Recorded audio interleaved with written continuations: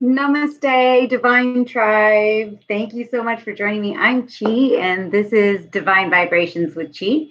Thank you so much for joining me on my channel, where I focus on all things positivity, and I'm on my own soul journey to find myself, as well as to help those of you out there who want to be a part of my journey. And maybe you also are, realizing that you are also on your journey, and welcome to life. And what we're doing here is trying to claim ourselves, right? So thank you so much for joining me. Just a little bit. This is, I think, week 15. Is it week 15? Could be week 16. But of the My Soul Challenge that I've been doing, and let's see, 1, 2, 3, 4. Yes, this is week 15. I'm on level 3. So I've been doing the My Soul Challenge for those of you who are just joining me, and it is an oracle card challenge to basically enlighten oneself through different kinds of tasks, and encourage yourself to strive to be your better self. And you would think that these tasks are going to be like outrageously difficult, but in actuality, they are so simple. And some of you probably already doing some of them right now, and are not even realizing that you are working on yourself. So this is actually been produced by Dr. Renee Purdy. She's a naturopathic doctor, but just the things in here are just nuggets of information. And like I said, they're things that are just everyday kind of things and challenges. It is not something that you have to be any kind of anything, just the average person like me, but not average, right? Because I'm extraordinary as well. So are you. So thank you so much for joining me as we go on this journey. I'm going to go ahead and pull out the card for this week. And of course, I usually let the universe speak. So I'm going to just shuffle these cards, and whichever one comes out is the one that we're going to take. And then we'll see what the challenge will hold. Just to recap, last week's challenge was, there we go. Last week's challenge was to do something that scares you every day. Do one thing that scares you every day. And one of the things that I did was I started to really try to focus on my own story. That it can be scary for all of us, because we all come from maybe different backgrounds, but our stories are definitely varied. Yet some of us have some deep wounds in our stories, and that's what we're here for, right? That's what this journey is all about, is that we've forgotten some of these wounds that we've had either from past lives or earlier in our this life, and we're working through those. And it's hard, it is scary to kind of delve into that a little bit, right? And it wasn't like a huge dive, but it definitely was me trying to ask myself some pertinent questions that kind of scared me a little bit. And it wasn't a bad way of scaring me. It was actually a good way, because I was asking myself some important questions about how and why I do certain things, and why I react certain ways, and also, like, I did some fun things, like things I wouldn't normally do, and put myself out there. For some of you, that might be talking to somebody, or talking to a stranger, or making a conversation. And that's what I mean. It's like little things. It's not necessarily huge things. It's the little things that help grow us. So this week, the card that fell out, it says, do not dwell in the past. Do not dream of the future. Concentrate the mind on the present moment. And that's by Buddha. And that is an awesome quote, actually, because even the Dalai Lama states that, yesterday is we don't have any control over yesterday. We don't have any control over tomorrow, but we do have control over is the here and the now, and what we're doing in this present moment, and how we are navigating this present moment. And how well we navigate this present moment is how we vacillate into the next, how we move ourselves into the next moment. And that comes to like the books that I'm reading, right? No Mud, No Lotus. It's about being in the present, and it's called The Art of Transforming Suffering and Being in the Now. And then also it's a book on mindfulness. It's a mindfulness essentials book on how to connect. And both are the same author, Thich Nhat Hahn, who is a Buddhist monk. He's amazing. And I have read many of his books, and I love them. And I love how he has taken Buddhist philosophies and teachings and really, in an enlightened and easy to palpable way, allows you to absorb that content. And I just love it. So let me go ahead and scan this card, and let's see what being in the now is going to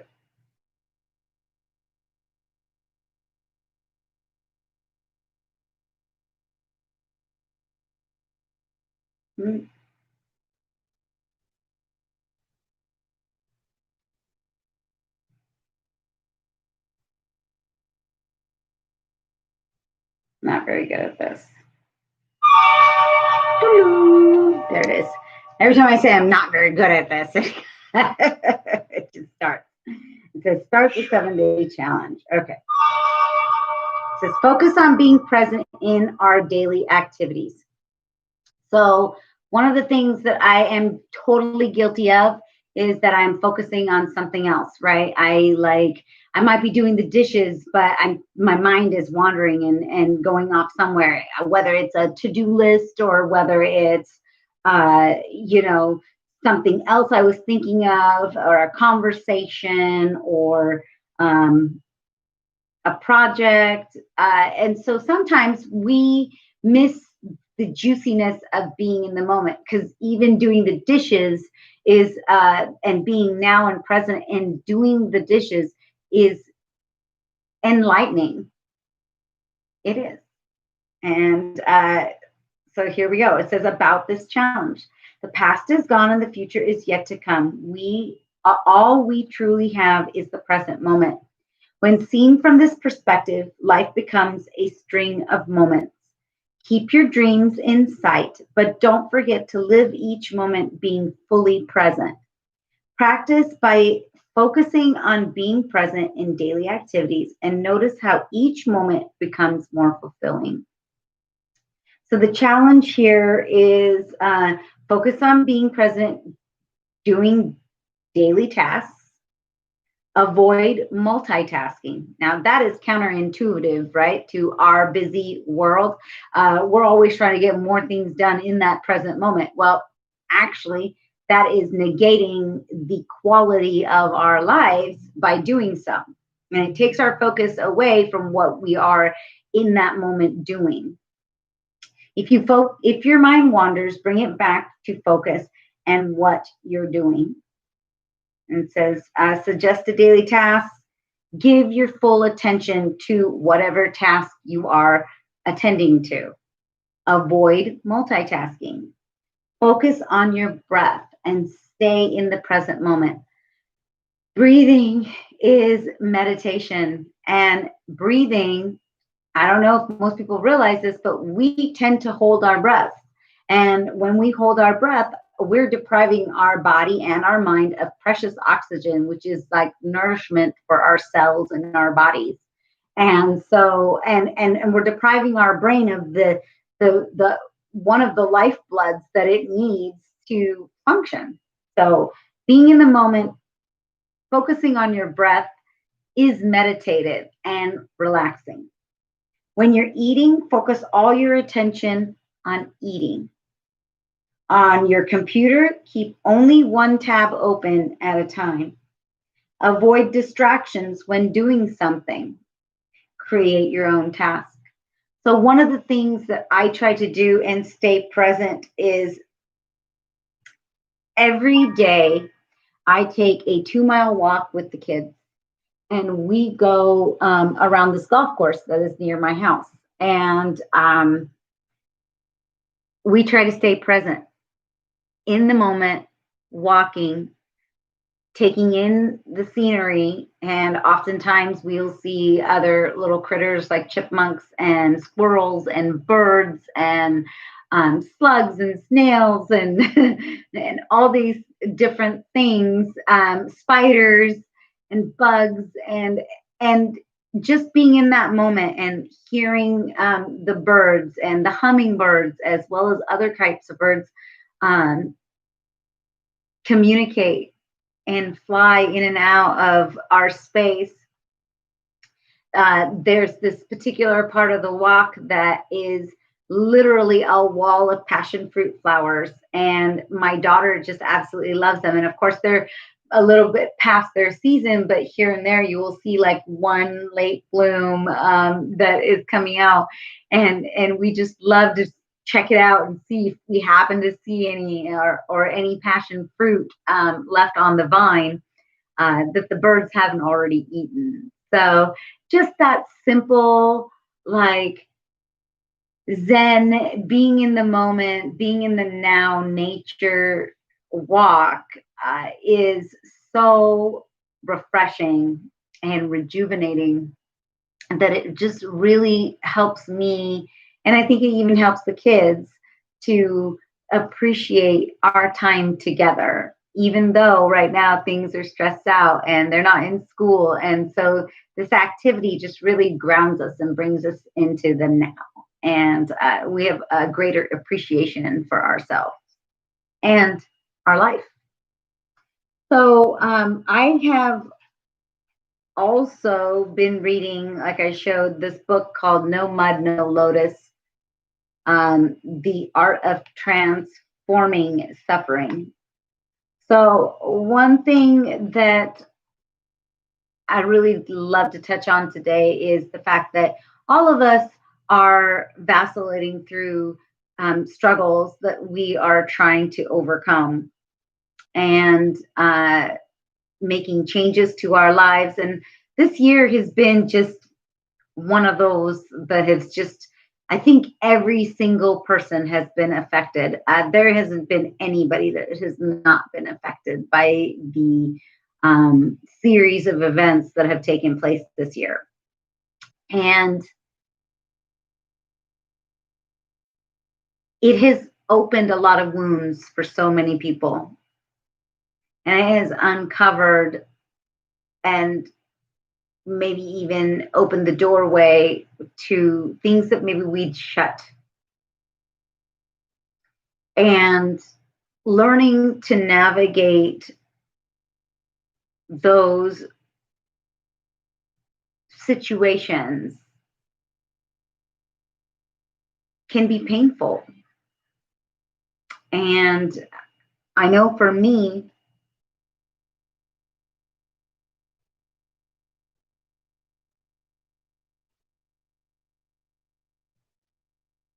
learning to overcome some of the challenges in my life and some of the things that difficult decisions I have made, or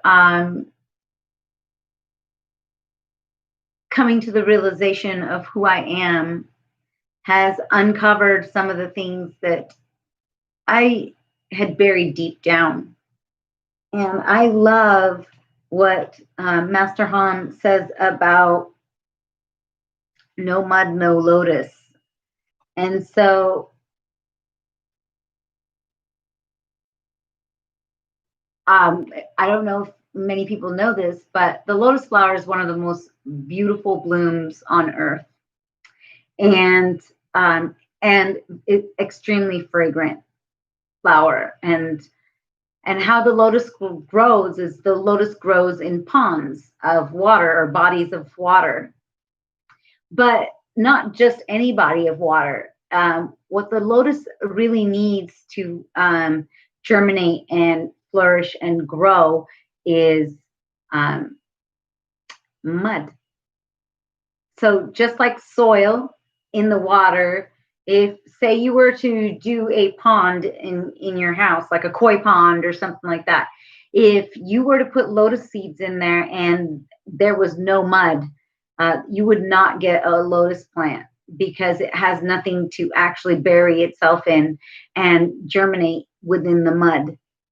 So lotus plants need mud in order for the seed to germinate and then shoot up through the water for light, and then eventually crest with a huge lily pad, and then eventually a lotus bud, which then opens up into a flower. And it is one of the most beautiful sights ever. And if you ever walk past a pond with lotus in bloom, the fragrance is just out of this world. It's indescribable how delicious it really is. And it helps you to like really appreciate Mother Nature and how sweet she really, really is, how beautiful and sweet. But the fact is, if we had no mud in that pond, the lotus would never be the lotus. It wouldn't come to realization. And much like the lotus, we ourselves are like lotus seeds.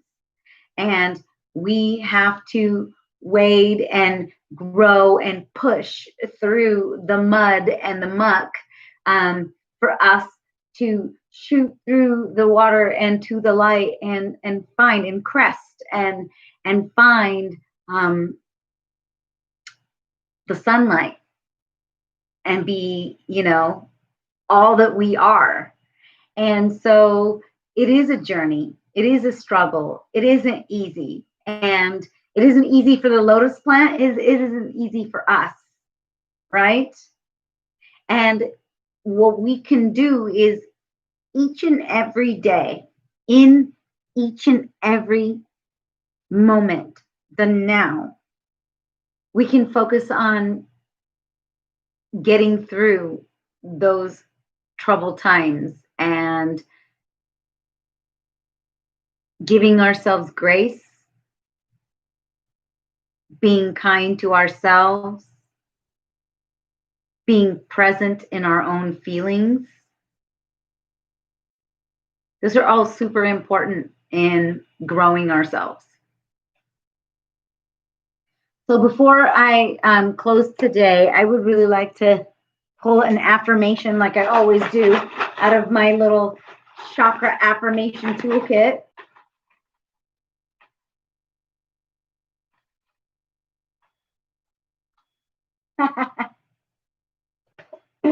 And how fitting. I am transforming with ease and poise. I am transforming with ease and poise. That is an awesome affirmation.